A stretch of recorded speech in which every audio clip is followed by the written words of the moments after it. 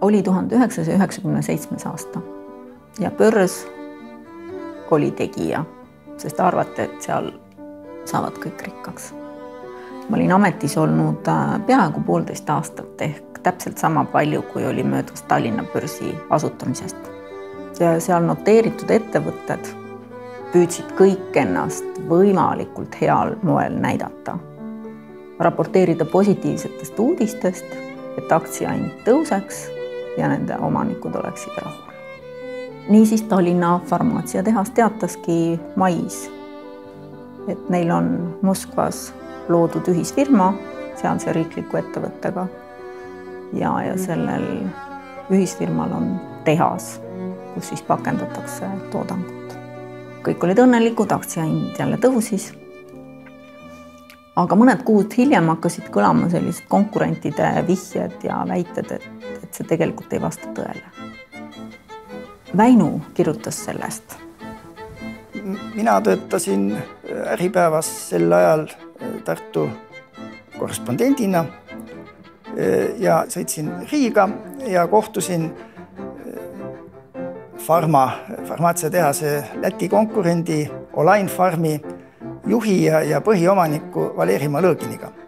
Tema ka kinnitas, et jah, farma bluffib, Moskvas midagi ei ole. Ja farmaatsiatehas siis tõenäoliselt nende väidete kummutamiseks, sest kriitika ju ei mõju aktsiahinnale hästi, otsustas, et ta kutsub ajakirjanikud enda ettevõtmisi Moskvas vaatama.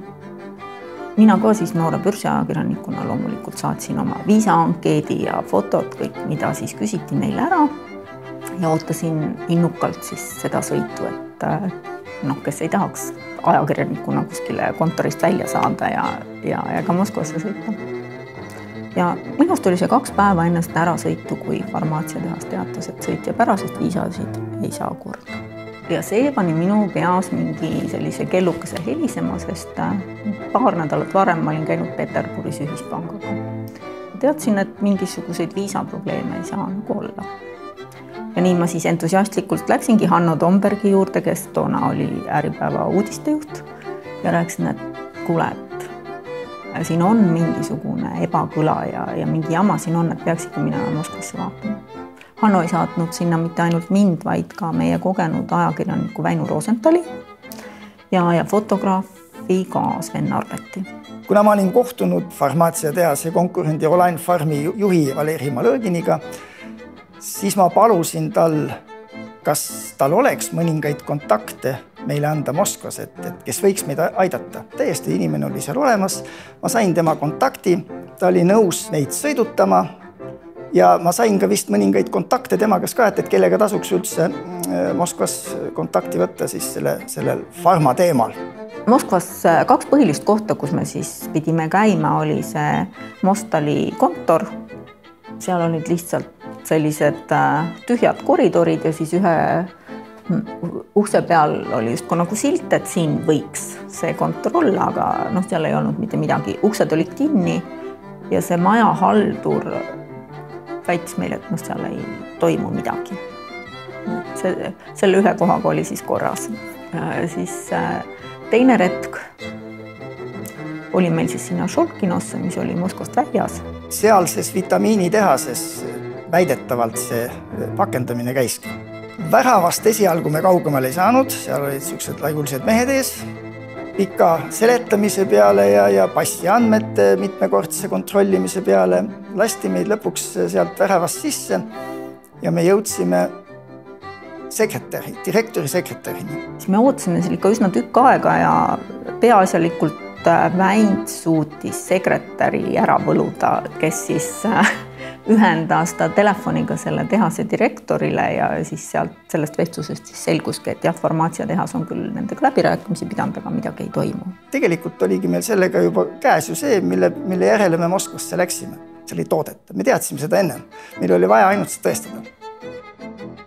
Päris pikalt pidime vestlema ja rääkima, miks meil seda vaja on ja nii edasi, et meid oleks võinud ju täiesti vabalt seenele saata ja me oleks võinud ju ka Moskvast tagasi tulla ju me ei saanudki kedagi kätte, et jääbki see oletus, et äkki nad äkki toodavad, et ei tea. Kui me Moskvast tagasi jõudsime, siis oli Äripäeva peatoimetaja Igor Rõõtov väga kuri, mis mõttes ta sinna nii palju rahvast, 3 Moskvasse, lennupiletid, hotell, nii kallis, et täiesti nagu mõttetu kulu. Aga siis lugu ilmus, aktsiahind kukkus 50%. Tallinna börs trahvis Tallinna farmaatsiatehas selle eest, et nad olid investoritele valeinfot edastanud. Tundub, et Igori pahameel ka rauges sellest. Ja kui me saime Väinuga selle loo eest Bonnieri preemia, siis tundus, et Igor on täitsa rahul.